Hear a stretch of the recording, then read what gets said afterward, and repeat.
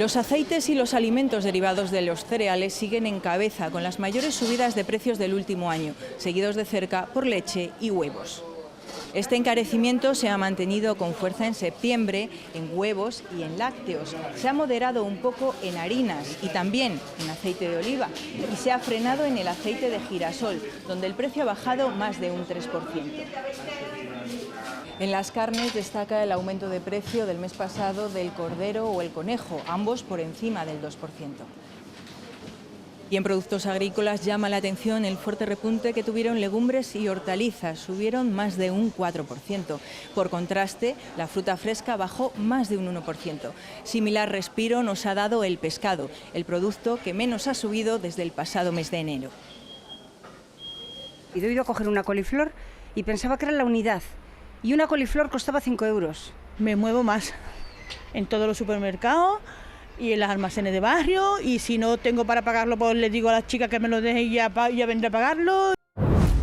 En los 12 meses que lleva Wendy en España no ha habido ni uno solo en el que no haya tenido dificultades económicas. Vive en un piso con su marido y su hijo pequeño. El alquiler, la comida, los gastos escolares, las cuentas no salen. El día a día es un poco complicado y hemos tenido que recurrir, a ayudas, a Cáritas y a ese tipo de cosas para poder llegar hasta fin de mes. Raúl también ha buscado ayuda en organizaciones sociales, hace cualquier trabajo para cubrir gastos. Ayudo a gente en su casa que necesita que le mueva esto, que ir por un mandado. En total son más de 13 millones de personas las que viven en riesgo de pobreza o exclusión en nuestro país, con una clara brecha de género. En todos los indicadores la mujer está peor que el hombre, en todos, no hay ninguno. Por lo tanto, esto no es algo coyuntural, esto es estructural. Por lo tanto, las respuestas tienen que ser estructurales. El perfil de la pobreza está cambiando. Organizaciones como Cáritas lo achacan a la precarización de los trabajos y el encarecimiento de la cesta de la compra.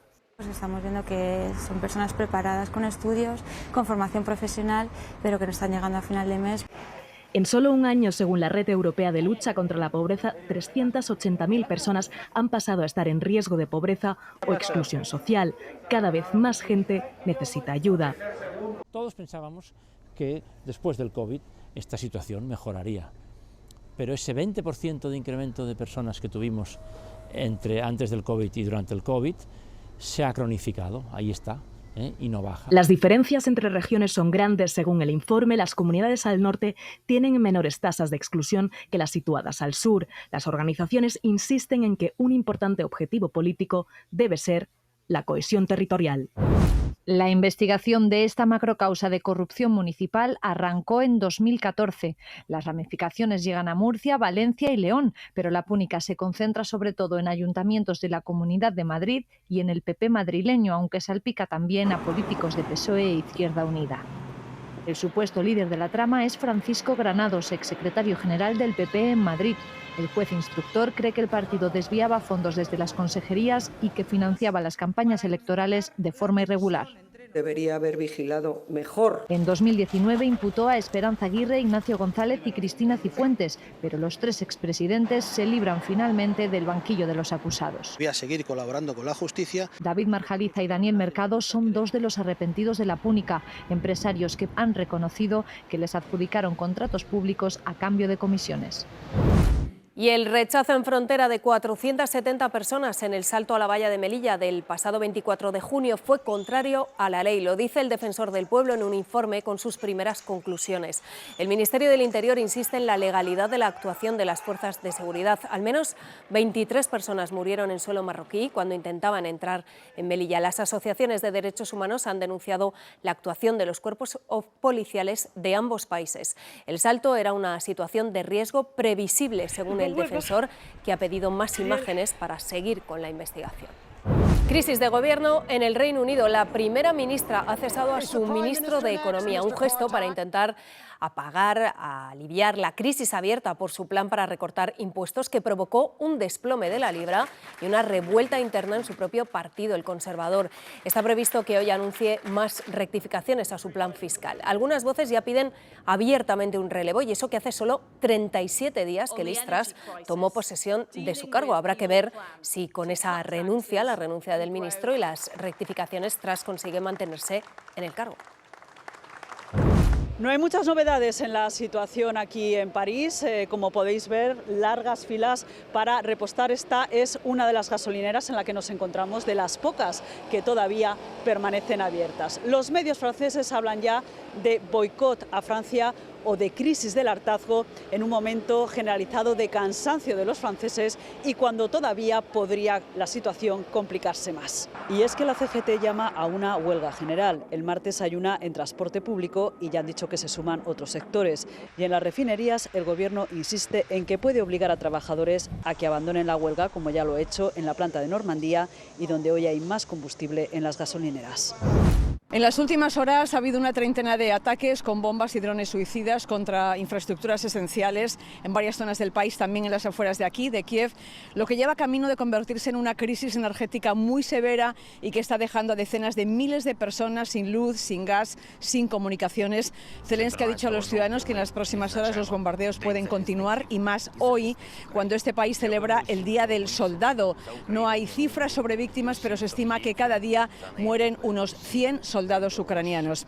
En el frente, el gobierno de Kiev sigue hablando de avances y dice haber recuperado unas 75 localidades ya en Jersón, en el frente sur. Allí las autoridades impuestas por Moscú han pedido a Rusia que evacúe a los civiles, lo que vendría a demostrar ese avance de las fuerzas ucranianas. Un momento para la historia. 1 a 1, los 9 congresistas que investigan el asalto al Capitolio votan citar al expresidente Donald Trump para que declare bajo juramento. Dicen que jugó el papel principal el 6 de enero. Él responde que la investigación es un fiasco. Algunos de sus aliados se han negado a declarar, como Steve Bannon, imputado por desacato. Antes de la noche electoral le contaba a sus socios que Trump iba a proclamarse vencedor sí o sí, sin importar el resultado. Después, Trump reconoció en privado que había perdido. A su jefe de gabinete le dijo: "No quiero que la gente sepa que hemos perdido, es humillante, haz algo". El 6 de enero, el servicio secreto alertaba en sus mensajes de que algunos manifestantes iban armados. A Trump no le importó. Intentó ir con ellos al Capitolio. Los agentes no le dejaron. Esto no lo habíamos visto. Nancy Pelosi, la presidenta de la Cámara, evacuada en una sala segura. Llama al jefe del Pentágono, al fiscal general, al gobernador de Virginia, para pedir ayuda, que vengan tropas. ¿Por qué no hacéis que Trump diga algo? Se unen a la llamada congresistas republicanos, pero el ataque sigue. Más de un año de investigación, decenas de testigos y comparecencias explosivas retransmitidas por televisión.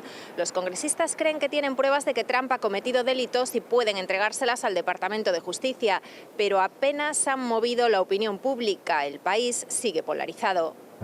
Primer día de universidad en Ámsterdam. Hace un mes se iba a mudar a vivir allí con unas compañeras, pero no ha podido. Está recluida en Palacio en La Haya y solo sale para ir a clase. No ha dejado nuestra casa y esto tiene enormes consecuencias. No puede tener una vida de estudiante como los demás, confiesa su madre, Máxima de Holanda. Amalia está amenazada. El pasado mes de septiembre, la prensa reveló que tanto ella como el primer ministro Mark Rutte aparecían en mensajes de crimen organizado, con riesgo de ataque o secuestro. Su seguridad se reforzó y ahora los reyes reconocen que la amenaza no ha desaparecido. No puedo describirlo, es realmente muy difícil, dice el rey Guillermo. Esto me conmociona, no es agradable ver que tu hija no es feliz, reconoce la reina consorte. La heredera es la mayor de 3 hermanas y hace poco que ha comenzado a acudir a actos institucionales. No puedo decir nada relativo a las medidas de seguridad, afirma el primer ministro, pero les aseguro que se está haciendo todo lo posible para que esté a salvo. Medios holandeses aseguran que las amenazas podrían tener relación con Ridwan Taghi, que es la principal figura del crimen organizado en el país. Está encarcelado y podría tener algo que ver también con el asesinato a tiros en plena calle del periodista neerlandés Peter de Vries en julio del año pasado. Del mercado de la droga al de los productos básicos. Ellos producen el puerco y lo venden en el mercado. Ellos producen la carne de res y la venden en el mercado. Es decir, toda la cadena de suministro. En Chilpancingo, estado de Guerrero, la lucha entre criminales por el monopolio del pollo ha dejado un reguero de 11 cadáveres, uno en este mismo mercado. Eran distribuidores. Hace unos meses sí, hubo unos problemas y cerramos. Todas las pollerías llegaron a cerrar durante 3 días. Los comercios han vuelto a abrir y la normalidad ha regresado aparentemente a este mercado de Chilpancingo, pero la misma amenaza que hace unos meses les obligó a cerrar sigue latente. Los crímenes han continuado, aunque a otro ritmo. Uno de los grupos rivales parece haber logrado imponer a punta de pistola su producto y su precio. En la vecina ciudad de Iguala, los narcos también forzaron una bajada del kilo de tortillas. Y en Acapulco...